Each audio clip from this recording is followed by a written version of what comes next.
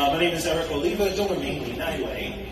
I lived in China for almost over 10 years, taught English, taught martial arts, lectured on Chinese culture, Confucianism, Buddhism, Taoism, and Guoxue. The last 5 years of my time in China, I spent at a school called Ronghong Shuyue in Zhuhai. And I was co-leader in their cultural department, where I created Guizhen Xuehui as part of a department for that school. And then when I moved back to New York, I made it here. Brought it to Pennsylvania, New York, Staten Island, where I live now. And I just travel around doing lectures, teaching about meditation, calligraphy, philosophy, and something very, very important that I spent about over 30 years on. I'm 39 years old now. When I was 8 years old, I learned about meditation. Through my teens, I focused on Qigong, Chinese medicine. As I got older, more into martial arts and whatnot, but I kept meditation that I practiced. Now, why is this important? Because it leads up to me wanting to find the core of what I was practicing. I wanted to find the core of this culture that I had no clue was actually a thing. Chinese culture. Now, when we talk about Chinese culture, I'm not talking about tea, I'm not talking about martial arts, art, music, the clothing, the holidays. I'm not talking about that. I'm talking about the very, very core. And it's something that each one of us and the whole world over actually started out with. My last 5 years in China, I met a man called Liu Mingwu. Liu Mingwu, he is a geologist, cultural researcher, and an author over 30-something years. His focus has been the origin of Chinese culture. Now, I'm going to bring up one thing because he advised me to be, for him, the U.S. representative of his works on 10 keys to understanding Chinese culture. I know that's a very big thing to hold. One being not Chinese. Number two, Chinese is my second language. So he teaches me a little bit about this. We work on this with my colleagues and my cultural department leaders. And he says, bring this back to America. So I'm just going to bring up one key. And it's everything everybody knows about. The Tai Chi tool, right? The yin-yang symbol. Yes, we all know the yin-yang symbol. So the yin-yang symbol, we know it nowadays as male, female, day, night, black, white, the ups, the downs, the good, the bad. That's a philosophy that came out 12,000 years even after that symbol was even made. That symbol and its origins are something the whole world civilization, every civilization on this planet started with.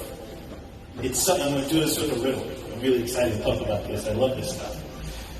The riddle is, it's something everyone needs. We cannot do without. It's the end-all, be-all of everything on this planet. And if you haven't guessed what it is, which you probably can't because it's a riddle. Riddles are difficult. It's the sun. The Tai Chi symbol, the yin-yang, is the mapping of the sun's light on this planet. How it affects the planet, the living things around us. And that was the basis on the earliest culture on this planet. How do we live with the weather? How do we live with the climate? How do we live with the animals? How do we walk out of our homes and not get killed? How do we grow food? What kind of clothes do we wear in the winter? What kind of clothes do we wear in the summer? We have a saying in Chinese, so let's see if I remember this. It's been a while. No, I forgot it. But in English it goes, in the winter you wear enough, in the summer you wear enough. I forgot to say the Mandarin. It's been a while. And why? Our Chinese culture, and I say our because it's a world culture, but I grew up when I was a little kid, I had this as an influence in my life. It is a mapping of everything. And every culture on this planet did it. The Tai Chi symbol tells you when that sun will reach its highest peak of cold, when it'll reach its highest peak of heat, its lowest peak of heat, its lowest peak of cold. If we don't know what the temperature is today, we're not going to go out well enough. We're not going to wear enough clothes. We're not going to wear, we're not going to have enough things to sustain us. The sun and the mapping of its effect on this planet and all living things creates a whole civilization, from agriculture to fishing to hunting, law, music, philosophy. And what we know today, simply because it has its characteristics in China, is Chinese culture. What we know today, its characteristics in Africa, it's African culture. In the U.S., it's U.S. culture. Canada, Mexico, South America, Europe. underlining every single aspect of how we act is based on this one single influence. And I'm going to show it to you. Imagine the yin-yang symbol, the white dot on the bottom. That dot is the summer sun. That's at the winter solstice. Because at the winter solstice is the starting of the new sun, going into summer solstice, which is the beginning of the winter sun. So in Chinese culture, we break up the seasons, we break up existence into hot and cold, and then everything in between. And we shape our lives. And that life, personally, in our family, shapes our society. And our society shapes then our law, and our government, and then the world exchange within all the things we do.